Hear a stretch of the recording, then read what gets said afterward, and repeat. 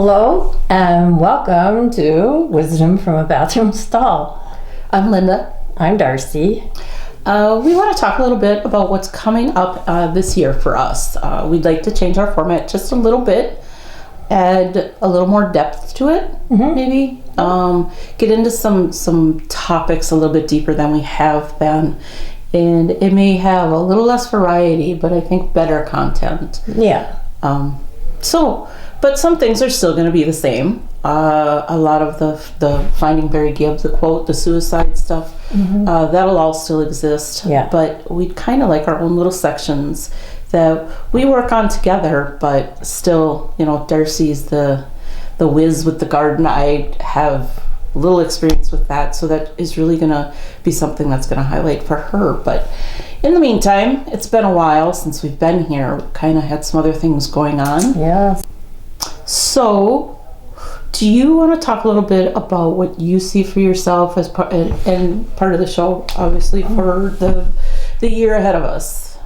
Well, I guess for me, the best thing is to talk about things you know about, right? Sure. Yeah. So, I mean, let's get into gardening. Or lie. You could lie. I don't do well with lying. My face just gives it away, and everybody knows. So, yeah, no, that doesn't work. But the stuff we know, and I mean, I play music. Well, that's fun always. Maybe we'll do a live show one time. Anyway, it would be. I'm into the gardening. I am doing a new thing this year. I'd like to do some live shows. Experimenting or showing how to do some of this stuff, because it's really easy. It's just a little time consuming.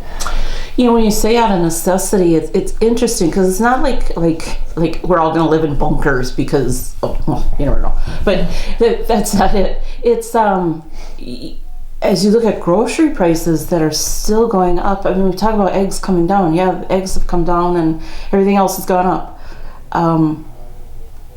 And pricing from one store to another is just crazy. I've been doing a lot of price comparison, and why I'm doing that and all that will come up. But out of necessity, it could be cost. Yeah. So you have a budget that you're trying to stay within.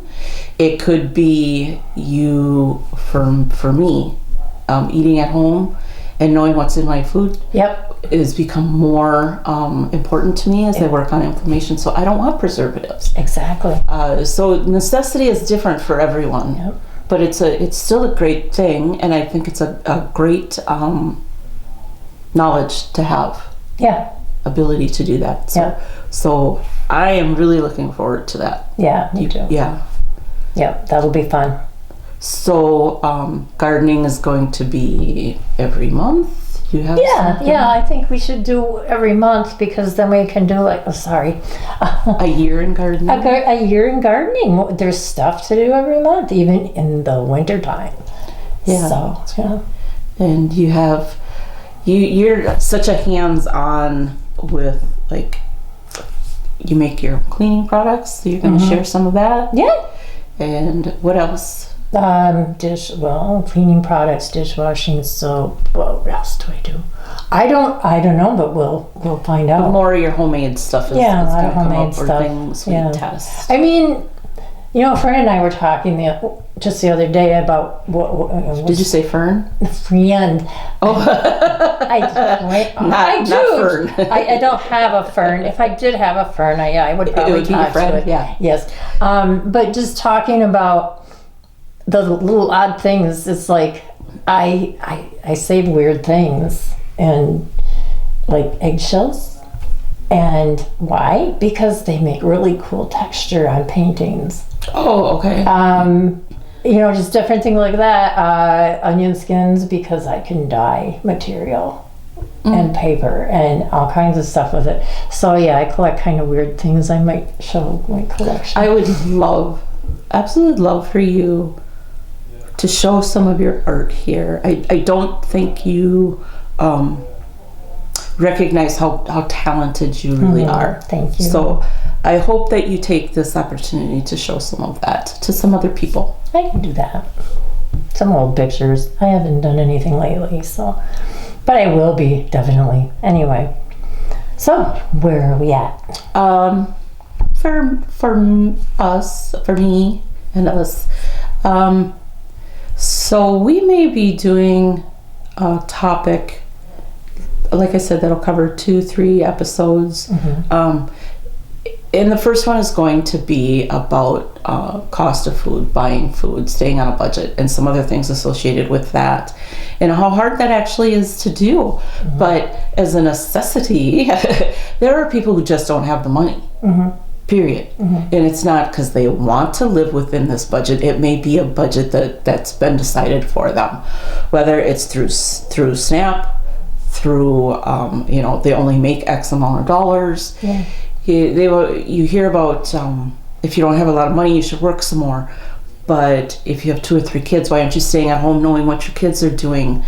And I think the weight on parents sometimes, and certainly you can look around and see parents maybe not doing their job the way you think they should be doing it, but they can't both work 2 or 3 jobs each and stay home and take care of their kids.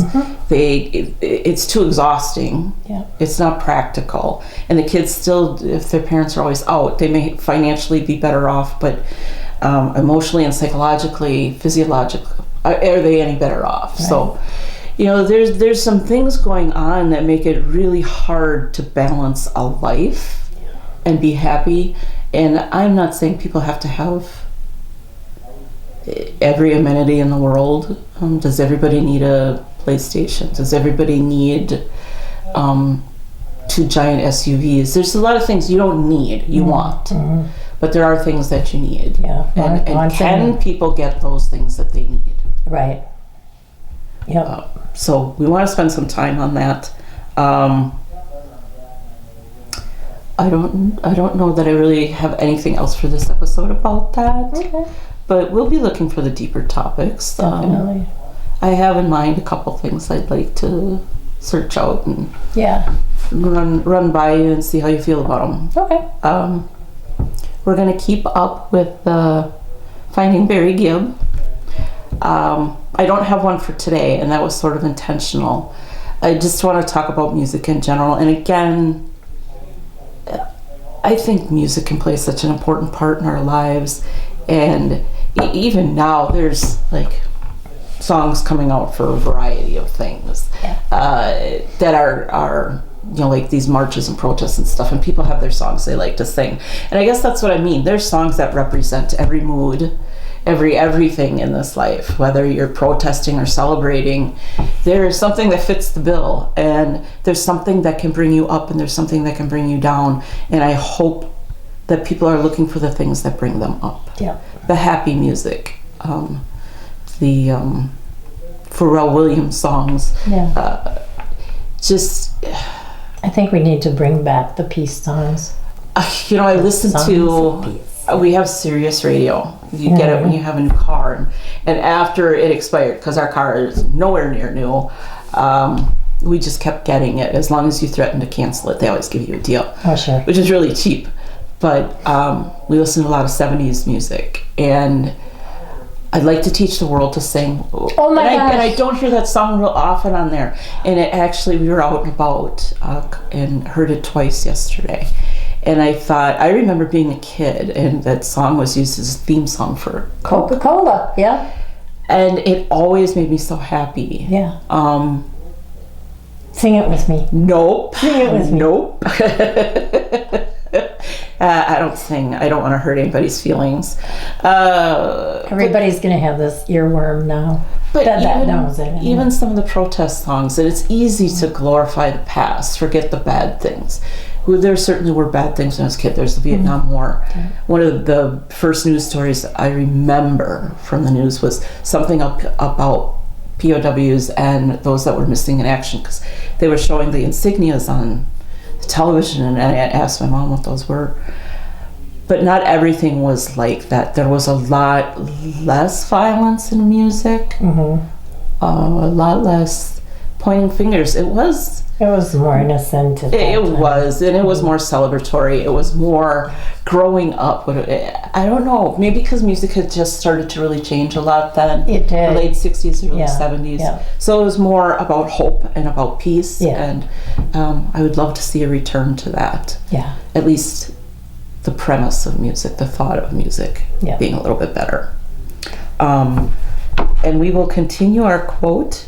And Darcy has a really good one for today. I do. This is something that I heard when I was a teenager, and it just stuck with me because it's just so weird. So, did you know if you eat a live frog in the morning, nothing worse will happen to you the rest of the day? And that's my quote. I don't know who said that, where that came from. I will probably have to look it up just for my own peace of mind. I don't know, but I read it and I have remembered it for decades. That's funny. Yeah. Just a couple little things that aren't obviously going to be in every episode. Do you have any New Year's resolutions? Or is that not for you? I don't really. I didn't this year because I was just not feeling so hot. So, but I want to help people if I can and be positive, be a help rather than a hindrance, and be happy and find joy. That's cool. Max is not use any plastic bags. Good for Max. Yeah, and he's not a New Year's resolution guy, but so he calls it his goal for the year. That's admirable. Yeah. Mm-hmm.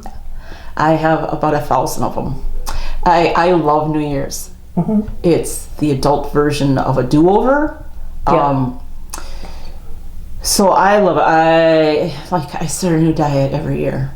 And last year it actually helped a little bit. I lost a little bit of weight, and now we're starting up again. Hope to lose a lot bit of weight, and be healthier. I want to learn to crochet. I'm going to throw this all out here and put myself on the hook. Learn to crochet. Maybe make friends with the sewing machine. We'll see how that goes. Yeah. Expand our caramel business and adding crafts to it. So we need to work on some things to make. Raising more awareness for some other things. Like you, to be a positive, if not influence, at least a positive voice out there. You can't choose for people to hear you, but I hope that they do. Right. And know that we're trying to make our little corner of the world a little bit better, or a little more aware, or something in a positive direction. But about New Year's, this is funny. All last year we did this once a week, and I think I missed like 3 or 4 weeks throughout the year, and Max might have missed a couple. So we had what we called our gratitude jars. These are just mason jars. They're nothing special. And once a week, we would write what we were grateful for that week and put it in the jar. And just after New Year's, we sat down together and read each note from each other's jar, and we read them out loud. And what's really funny is mine always focused on something with my family, something with Max, or the weather. Okay. Like appreciating the nice days. Oh my, yes. And I like rainy days too. The blessing in a rainy day for me is like staying home reading a book. So there's always something there. And that should be one of my New Year's resolutions, is to do a better job of reading my books for book club. Oh yeah. But, and I think his were mostly appreciative for his health, because he had a lot of health issues last year, and me and whatever. But you know what's really nice is you take that just a few minutes every week to really consciously think about something that was good that week. Yeah, I think that's so. I hope everyone takes that to heart, and maybe it's not once a week. Maybe it's whenever you think about it. Maybe it's once a month. But at the end of the year, it's really nice, no matter where you're at, to sit down and be able to read all these positive little messages. It's just a great way to start the new year. Yeah. I think we should adopt that in our family. I think I love it. Absolutely love it. Or, you know, you want to thank somebody. Especially, you have multiple people in your home besides just you and Mark. Yes. And so if you're grateful for something Denon did or son, you know, you can put it in his jar or read it out of yours at the end of the year. Yep. Make your own rules. Yep. Doesn't come in a box. You get to make your own. I'm grateful for my kids, definitely. Yeah. So there's all kinds of things there. We are going to start something new, and that is Battle of the Bands. Yes! I have to do every week, and it's not pitting them against each other. Oh. There's a lot of great artists out there, but hopefully it gets you to maybe listen to some music from somebody you haven't listened to in a long time, or someone you're not real familiar with. You get to just speak out on who your favorite is between the two. Or maybe a favorite song or a favorite memory. It's just kind of a fun little thing to do. Yeah. So we have that. That'll be fun. Yeah, I'll try and keep those posted. Try and post recipes once in a while from some of the things we're trying. Darcy's not having it. She's having a squash soup. Yes. That I made. And the rest of us are having potato soup that I made. And if those all are good, I could probably post those. Yeah. I think the squash is a very healthy soup. Yep. I know what I did. What'd you do? I have, over the last month or so, I've been making my own apple cider vinegar. Oh. Yeah. There you go. From apples. And so that's kind of cool. I use a lot of apple cider vinegar, actually. I do too. And the one with the mother, the really good one, is really expensive. But, you know, in the fall, you can end up with a lot of apples. And that's all it takes is some apples, some water, some sugar. Really? That's it. Not vinegar? No. Well, you could put a little in there to get it started, but it turns into... Wow. Because I have things that I make all year round that I use it in coleslaw, potato salad, the quick pickled cucumbers, which are really good. Yeah. And I use it in one of my caramels. So, yeah. That's interesting. I have a gallon. Wow. Yeah. Okay. That's from apples that the neighbors gave me because they had too many.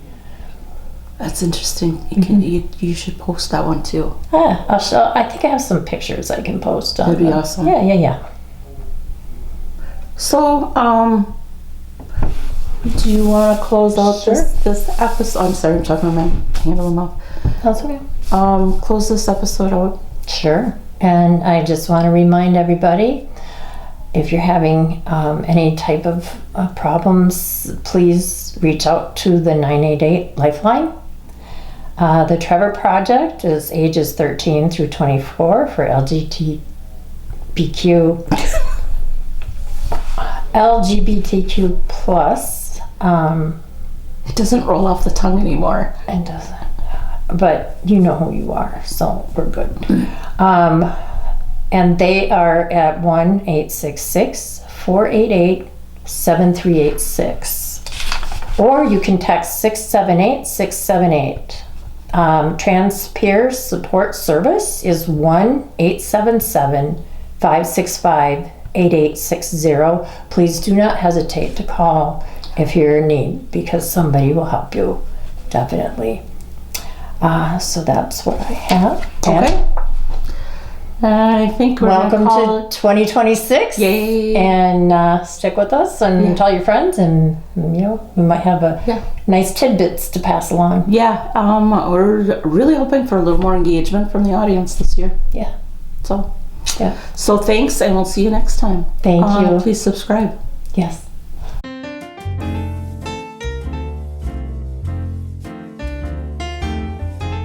Bye now.